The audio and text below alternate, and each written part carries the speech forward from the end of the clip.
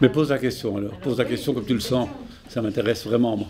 Du côté de ma maman, j'ai des grands-parents qui viennent de Croatie et du côté de mon papa est palestinien, donc c'est l'Europe de l'Est et le monde arabe réunis dans une seule famille. Ma mère est née en Belgique et mon père est né en Algérie. Mon père est venu ici pour prendre des vacances, se rencontrer, voilà. Moi, je suis née ici, de toute façon. Je suis né pas dans un milieu d'immigrés, plutôt un milieu traditionnellement belge, on peut dire comme ça. Je suis le fils d'un immigré, le petit-fils d'un immigré, qui a dû quitter son pays natal, l'Italie, pour venir travailler dans les carrières de pierre en Belgique, où il n'y avait plus beaucoup de main-d'œuvre dans l'après-guerre. Moi, je n'ai pas pris le bateau ou d'autres galères comme ça, non. Moi, je suis venu en avion. Ouais.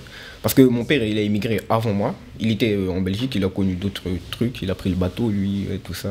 Il a dormi dans la rue. Ouais, c'était la galère. Moi, je suis italienne, d'origine italienne. Et ils disent tous que les Italiens mangent tout le temps des pizzas et des pâtes et tout. Alors que c'est pas vrai. Genre, moi, j'aime trop manger du chinois. Mais pourtant, mes parents, c'est ils sont nés là-bas et tout. Du coup, je suis vraiment italienne 100%. On aborde un nouveau thème. On va le mettre en lien avec ce qu'on avait fait durant les semaines précédentes. Vous allez voir, ça va être très chouette. Oui, entrez.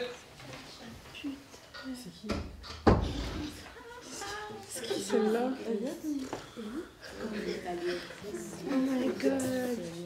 Bonjour. Oh là là. Tu vas bien?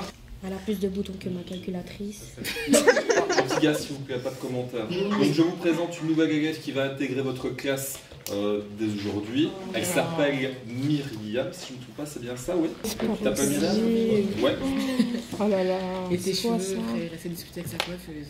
Je compte vraiment sur vous ici pour lui faire le meilleur accueil. Frère, t'as vu ses lunettes? On dirait les taper dans une poubelle. Myriam, dis-moi, tu viens d'où? Tu parles français? Oui. Ce serait pas facile pour vous, s'il vous plaît, ici. Donc là, faites un petit peu un effort. Alors, d'où est-ce que tu viens, Myriam? Encore une immigrée. Tu parles français? Je ne me trompe pas, Myriam vient d'Italie.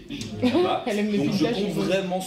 Et le pain? Moi, je fais alors vous allez voir ici que les idées que vous avez ne sont certainement pas toujours vraies. Ok, ça va. David. Elle ne comprend pas les gens, elle va pas français. Il y a un problème.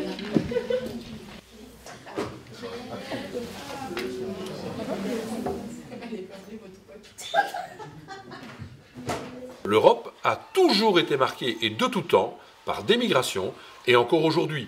Et donc aujourd'hui, au Parlement européen, on en parle assez souvent, parce qu'il y a parfois effectivement des problèmes, notamment dans l'Europe centrale, mais aussi parce que, comme la devise européenne c'est unie dans la diversité, on se rend compte que nos sociétés doivent être ouvertes, et elles le sont pour la plupart, plus certaines que d'autres, en fonction de notre histoire en Europe.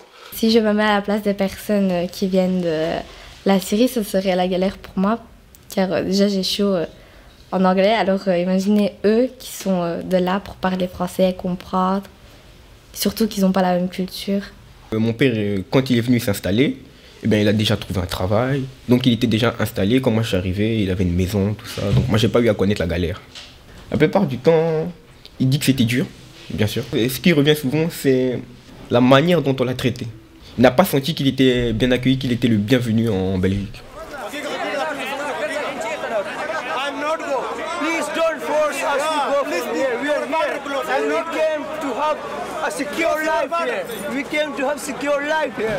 Finalement, le danger, pourquoi avoir peur de personnes qui sont aussi des personnes juste parce qu'elles n'ont pas vécu les mêmes choses que nous? Pour ceux qui le présentent comme un danger, je dirais qu'il rate beaucoup de choses et que c'est plutôt une force. Ça nous permet de diversifier nos horizons, de voir plus loin et d'aller plus loin que les stéréotypes. Il y a toujours eu la même peur et les mêmes craintes qui malheureusement traversent les générations.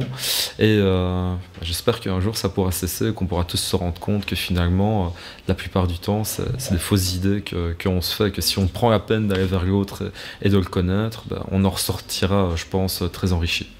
Puis je viens d'arrêter depuis peu d'être journaliste et maintenant je m'implique dans certains projets de société, on va dire ça comme ça. Et entre autres, avec ma femme Brigitte, nous recevons des réfugiés à la maison de manière régulière parce qu'on trouve que c'est un petit peu notre devoir de citoyen. Voilà. Et on le fait et ça nous apporte beaucoup de satisfaction.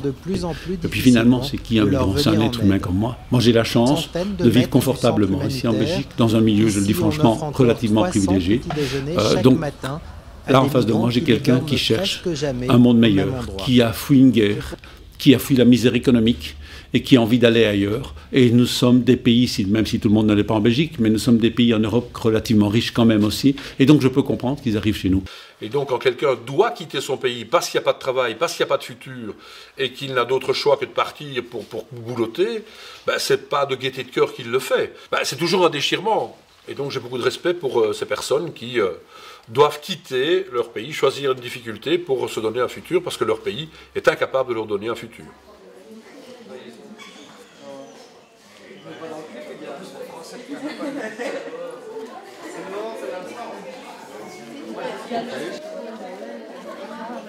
Elle fait quoi là? Non mais dégage. Non mais dégage, en fait, dégage.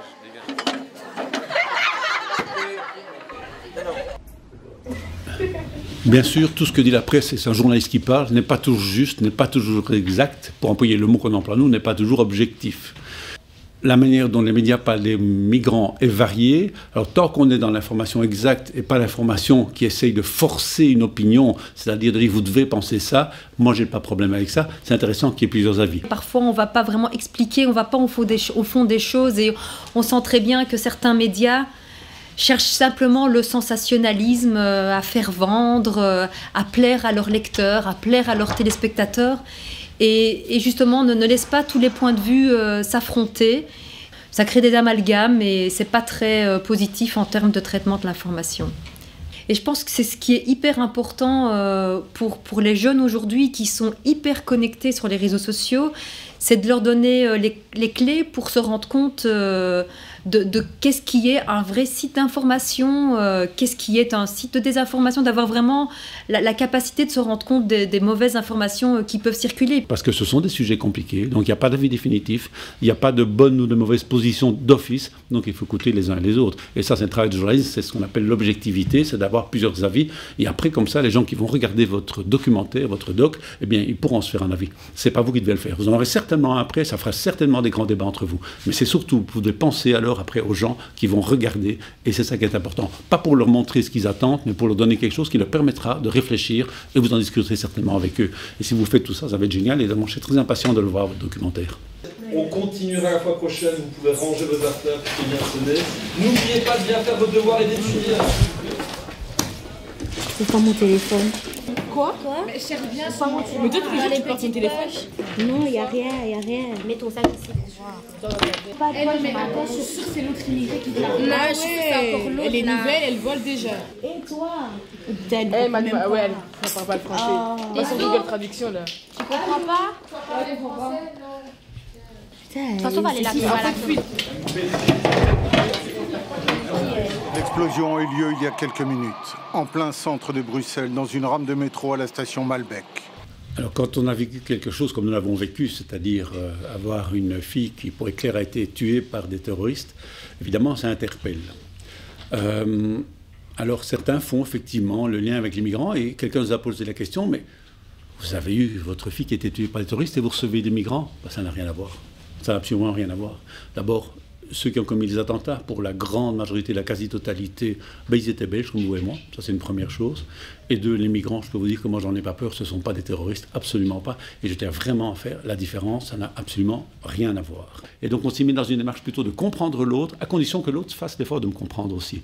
Et quand on fait ça, on avance. Si on a la haine, et on peut l'avoir, c'est normal à ce moment-là, et je pense qu'il y a des parents qui l'ont eu, et je peux très bien comprendre, à un moment donné, il faut arriver à la dépasser, et se dire, on va non pas tendre la main naïvement, on n'est pas des bisounours, on n'est pas comme ça naïvement, tout le monde il est beau, tout le monde est gentil, c'est faux, on doit se comprendre, et quand on se comprend, on va déjà beaucoup plus loin, et on a moins envie de se faire du mal à ce moment-là. Et après tout, tous ces gens qui sont ici, vivent en Belgique, ils ne sont pas des terroristes, donc on doit apprendre à les connaître, et ne pas mettre des murs entre nous. Et donc essayons tous, je dis bien tous, parce qu'il faut une vie pour ça, mais essayons d'abandonner nos préjugés, et alors je vous assure qu'on avance, on fait des belles rencontres, vraiment. Ça peut être des moments géniaux même.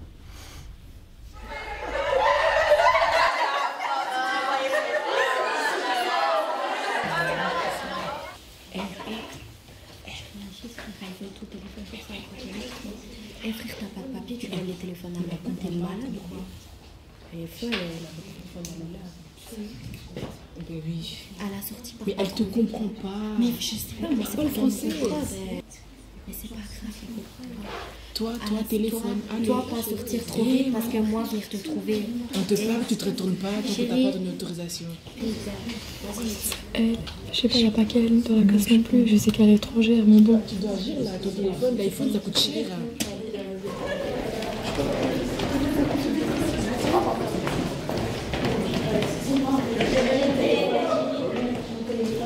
Vite, là, on n'a pas le temps. Vite, on n'a pas le temps. Téléphone, allô, tu connais? Mais c'est. Oh, mais je mettais jamais là avant. C'est une blague. Non, mais t'es sérieux, je t'ai dit quoi? Elle fait des trucs bien. Elle l'a harcelée. Tu m'as rien. Stop. Je tiens juste à dire un truc quand même. Nous, on s'était douté depuis le départ que c'était peut-être pas possible que ce soit elle. Il y a d'autres personnes. Dans ton cas, tu t'es trompé de poche. Simplement, t'as pas fait attention. La prochaine fois, à la place d'aller agresser la pauvre fille qui n'a rien fait visiblement, apprends quand même à réfléchir avant de parler. Réfléchis à tes stéréotypes et à tes préjugés. Après, on en reparlera un peu. La fille, elle a rien fait, elle te comprend même pas. Elle sait même pas ce que tu dis. Tu vas l'agresser, elle va débarquer dans l'école. La fille, elle va se sentir comment après? C'est vrai, T'imagines si c'était nous? Ouais, moi, oui, si ça avait été nous, franchement, on n'aurait pas aimé, ça aurait pu être très bien quelqu'un d'autre de la classe. Ouais. Les filles sur la vitale. Ouais, franchement, on devrait l'inviter à venir manger avec nous. Tu veux manger avec nous? Tu veux? Oui. Allez, viens.